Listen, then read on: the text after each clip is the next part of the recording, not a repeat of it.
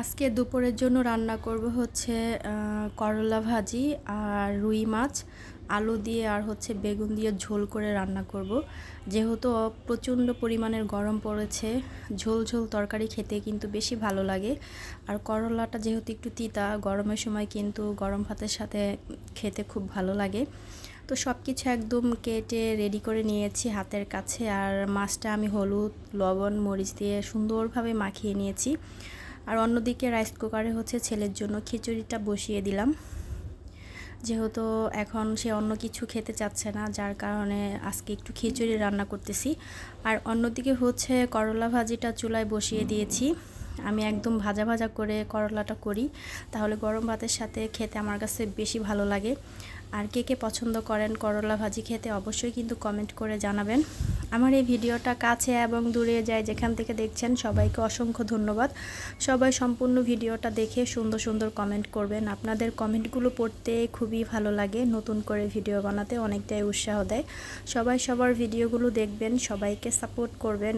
আর নতুনদেরকে সবাই একটু বেশি বেশি করে সাপোর্ট করবেন, তাদেরকে একটু সুযোগ দেন, সামনে যেন অনেক দূর এগিয়ে যেতে পারে। আপনি যেই হই না কেন, সবার সাপোর্টে কিন্তু সামনে এগিয়ে যেতে পারবো। এই প্ল্যাটফর্মে আসলে যারা কাজ করেন বা করতেছি, কেউ একা আসলে কোনো কিছুই করতে পারবেন না, সবার সাপোর্ট লাগবে আর সবার সহযোগিতা লাগবে, তাহলে সবাই আমরা সামনে অনেক দূর যেতে পারবো। সেজন্য বললাম যে নতুনদেরকে সবাই একটু বেশি বেশি করে সাপোর্ট করবেন। তো আমি তরকারিটা এখন ভালোভাবে কষিয়ে নিব। আর তরকারি যত কষাবেন খেতে কিন্তু তত বেশি ভালো লাগবে। তো এই যে কালারটা দেখেন, মাশাল্লাহ অনেক সুন্দর হয়েছে। তরকারির কষানো কিন্তু হয়ে গিয়েছে, এখন আমি ঝোলের পানিটা দিয়ে দিব।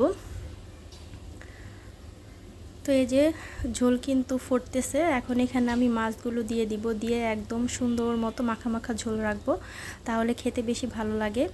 আর প্রচণ্ড পরিমাণের গরম পড়েছে, যার কারণে ঝোল করে তরকারি রান্না করতেছি, তাহলে খেতে বেশি ভালো লাগবে।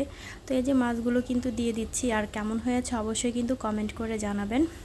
সম্পূর্ণ ভিডিওটা দেখে কমেন্ট করবেন। আসলে অনেকে ভিডিও না দেখে কমেন্ট করেন, এটা একদমই করবেন না। আপনার আমার দুজনের পেজের জন্যই ক্ষতি।